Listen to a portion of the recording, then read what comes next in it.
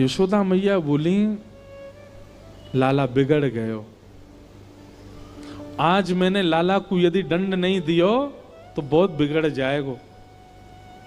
यशोदा मैया ने तुरंत अपनो पल्लू खोस करके और एक छड़ी उठाई, बोले रुक जा दारी के तो बताऊं मैं। और मैया जैसी छड़ी लेकर के भागी हैं पीछे, आगे आगे ठाकुर जी भाग रहे हैं चौकड़ी मार करके, और मतलब ऐसे भाग रहे हैं मानो जैसे पीछे कोई शेर पड़ गयो हो। अब यशोदा मैया तो बेचारी 80 बरस की, फिर भी पीछे दौड़ रही हैं, और ठाकुर जी चौकड़ी मार के यहां थे वहां कूदते कादते भय दौड़ रहे हैं। थोड़ी दूर पहुंचे होंगे कि यशोदा मैया तो थक गई और बीच रास्ता में बैठ गई, जोर जोर से सांस लेने लगी, अपने पसीना पहुंचने लगी। इतने में ठाकुर जी ने पीछे मुड़ के देखी, और पीछे मुड़ करके देखी यशोदा मैया बैठ गई, एक वृक्ष की आड़ में चले गए, और वहीं से कह रहे मैया का भयो, तू भाग क्यों ना रही मेरे पीछे। यशोदा मैया बोली, लाला मैं थक गई हूं ना, अब बूढ़ा बड़ो शरीर है, तू इतना दौड़ावे मुंह को, अब मैं हार गई हूं। ठाकुर जी बोले, मैया, ठाकुर जी को चिंता हो रही है मैया की, मैया तेरी हार कैसे दूर होएगी। यशोदा मैया बोली, अच्छा सीधे कितने ठाकुर जी।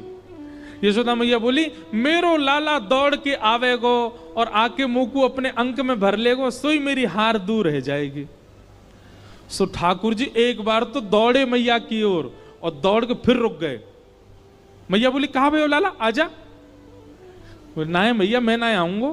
बोले क्यों। वो तेरे हाथ में जो छड़ी है ना, तू या तो मुझको बहुत डर लगे, पहले या को दूर फेंक तब आऊंगा। और कहा पता तेने या तो 2-4 बार मार दियो तो मेरे लग जाएगी मैया, पहले या को फेंक। मैया बोली, सांची बता, या को फेंक दूंगी तो आ जाएगा। बोले हाँ। मैया ने जैसी छड़ी फेंकी, ठाकुर जी दौड़ करके गए, बिल्कुल विचार नहीं किया कि मैया मुझे पकड़ लेगी, दौड़ करके गए और मैया के अंग से लग गए, और जाके मैया के प्रश्वेत संभालने लगे। मैया तू ठीक है, जा तू हारे मत। यशोदा मैया को पहले तो बहुत सुख मिला, ठाकुर जी अंक में आ गए, पर थोड़ी देर बाद यशोदा मैया ने चेहरे का रंग बदला, कहने का ढंग बदला, तुरंत लाला पकड़ लिए जोर से। अब आयो हाथ में, चल तो बताऊं मैं अभी। ठाकुर जी बोले, मैया तू तो यूं कह रही कि मैं तो ना पकड़ूंगी। बोले मैं तो झूठ बोल रही तो थे। अच्छा मैया तू झूठ बोले, मैं तेरो लाला ना हूं, आज के बाद पूरे गोकुल में हल्ला कर दूंगा, मैं तो नंद बाबा को लाला हूं, यशोदा को लाला ना हूं, यशोदा झूठ बोले। हाँ बोल दियो जाए करके, अब तो उखलते बांधूंगी, और आज ना तो रोटी मिलेगी ना मक्खन मिलेगो, खड़ो रहे पूरे दिन, ऊधम मचावे।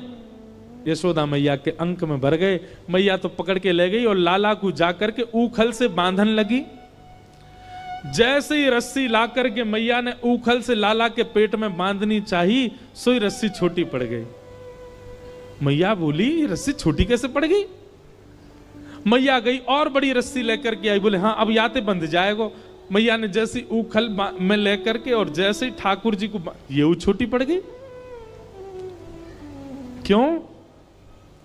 तो कहते हैं दाम का मतलब होता है रस्सी, और उदर का मतलब होता है पेट। ठाकुर जी सारी रस्सी को अपने पेट में भरते जा रहे हैं, इसीलिए उनका नाम पड़ गया दामोदर। यशोदा मैया ने सबरी गौशाला की रस्सी इकट्ठी करके एक तो एक बांध दी, अब तो बंधेगो, लेकिन अब के भी जब बांधा तो रस्सी फिर छोटी पड़ गई। यशोदा मैया एक क्षण आश्चर्यचकित होकर के ठाकुर जी की ओर देखने लगी, इतनी बड़ी रस्सी लेके आई, ये छोटी कैसे पड़ गई। और यशोदा मैया के चित्त में अचानक भाव उत्पन्न होने लगा। गर्गाचार्य जी कह के गए थे, नारायण समो गुणई, पर कहीं ये नारायण ही तो नहीं है, क्योंकि परमात्मा ही किसी बंधन में नहीं आ सकता। सामने खड़े भगवान ने जैसे ही देखा कि मैया मुंह को भगवान मान रही है, सोई ठाकुर जी ने कही, मैया और कितनी जोर से बांधेगी, देख मैं तो बंध गो। तभी मैया देखती है कि वो रस्सी पूरी बंध गई और गांठ लग गई ठाकुर जी को, बंध गए ठाकुर जी।